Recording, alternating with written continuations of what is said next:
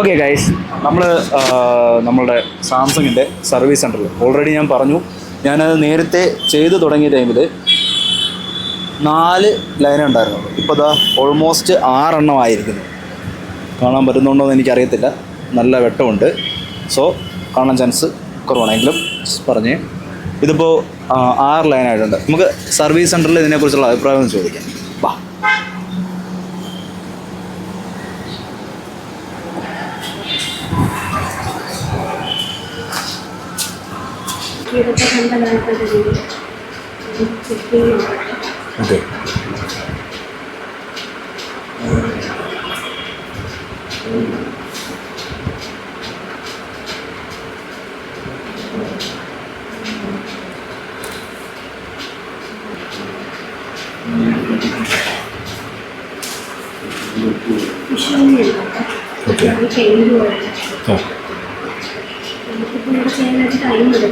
Okay, okay, 20 days ago.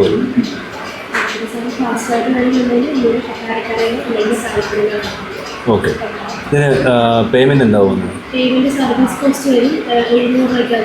അത് വരത്തുള്ളൂ. Okay, ചെയ്തിട്ട് അതുകൊണ്ട് പോയാൽ മതിയല്ലോ. Okay, thank you.